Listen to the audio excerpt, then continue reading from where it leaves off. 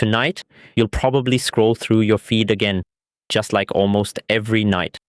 But while you're watching the videos, something is watching back. 300 likes.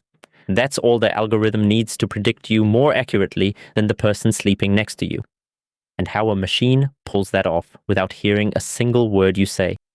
That will change how you see your own brain. Let's start with the discovery that caught even the researchers off guard. About 10 years ago, two young scientists at the University of Cambridge, Wu Yuyu and Michal Kosinski, set up a very simple showdown. Tens of thousands of volunteers had given them two things, a detailed personality test and their likes on Facebook. Then came the actual contest. Who knows a person better? A computer program that only sees those likes, or the people who actually know them? Their friends, their family, their spouse. Think for a second about what's actually competing here. On one side, years of closeness, thousands of conversations, shared vacations. On the other side, a list of likes. The result was a slap in the face for all of us. 10 likes, and the program judged someone's personality more accurately than a work colleague. 70 likes, more accurately than a friend or roommate. 150, more accurately than their own family. And at around 300 likes, the machine overtook the spouse. The person who has woken up next to them every single morning for years. And here's the kicker. The average user back then had already racked up around 227 likes. The threshold was almost reached for nearly all of us. And in case you're wondering what knowing even means here, it's about your personality. How open you are, how conscientious, how anxious, how sociable. Exactly the things we believe only our closest people ever get to see. By the way, around 100 likes were already enough to beat the average human judge. 100 likes. You collect those over one rainy weekend. Be honest. Guess how many minutes your feed kept you today beyond what you planned, and drop your number in the comments. But the real question only starts here. How does the machine do it? It can't look inside your head. It can't hear you. And this is exactly where it gets creepy, because the thing it uses instead is something you carry around in plain sight every day, without ever noticing. In the summer of 2021, a team of journalists at the Wall Street Journal decided to find out. So they built more than 100 fake users, automated accounts, each programmed with one secret interest. And here's the crucial part. Those accounts never searched for anything, never clicked a single button, never typed a single word. They did exactly one thing. Whenever a video matched their secret interest, they lingered on it just a little longer.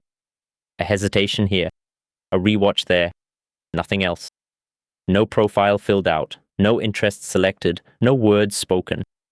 If the machine wanted to know their secret, it had to read it from behavior alone. The result? TikTok had decoded the secret interests of most accounts in less than 2 hours. The fastest cases, about 40 minutes. 40 minutes for a secret that was never spoken out loud. One single signal was enough. How long you linger. TikTok itself officially names 4 signals: what you watch, what you share, what you like, and who you follow. The experiment showed one of them outshines all the others. Not the heart you give away consciously, but the seconds that slip through unconsciously. And with that, one of the internet's most stubborn myths quietly died. My phone is secretly listening to me. No, it doesn't have to. The truth is quieter than the myth, and honestly, far more unsettling. Your hesitation tells more about you than your words ever will. If that just blew your mind the way it blew mine during the research, drop a sub because it gets even better. Because now comes the part that really shakes you. Why does your behavior reveal things you don't even know about yourself? In 1977, 2 psychologists laid out 4 pairs of stockings on a table in a shopping mall. People were asked to pick the best pair and explain their choice. What they didn't know, all 4 pairs were completely identical. Most people simply grabbed the pair on the far right. That's just how our attention works its way along a row.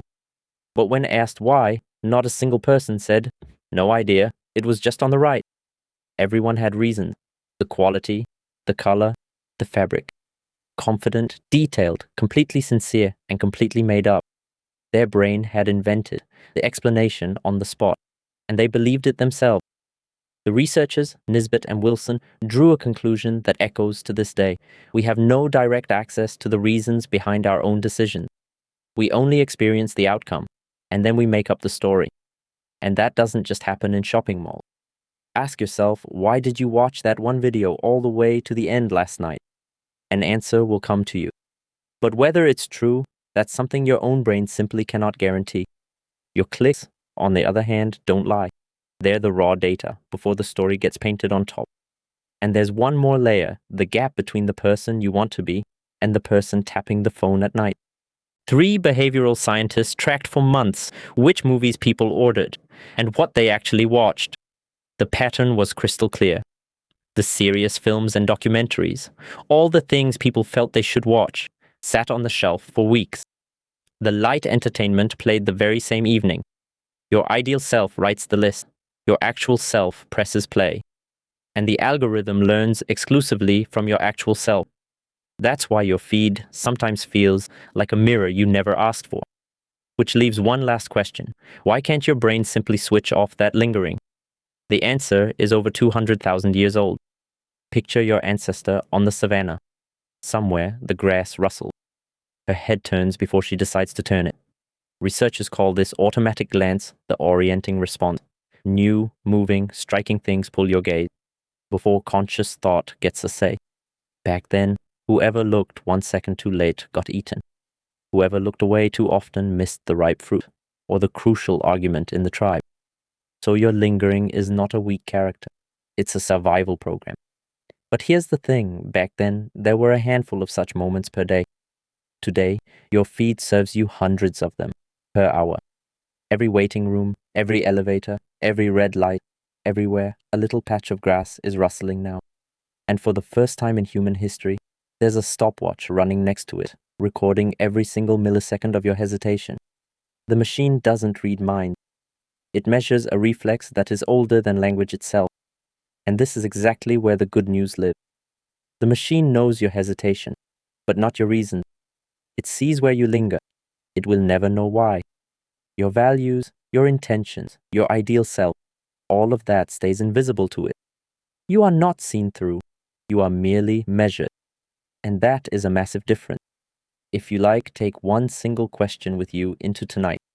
The next time you catch yourself lingering, pause for a tiny moment and ask, do I actually want to see this? Or does my reflex? That one question gives you a moment's head start on your own autopilot. Tonight, when you scroll through your feed again and something is watching back, you'll know what it sees, an ancient reflex, and what it will never see, you. If you know someone who's always scrolling just 5 more minutes at night, send them this video. Not as a call out, as an aha moment. And next time, we're taking on a phenomenon that has enchanted kids for over 60 years and never lets the adults go. Why does everyone love Spider-Man? The answer isn't hiding in the hero. It's hiding in you. Thank you for taking the time and staying with me all the way to the end. It truly means a lot. I'm Poppy. If this video helped you, drop a sub, and I'll see you in the next video.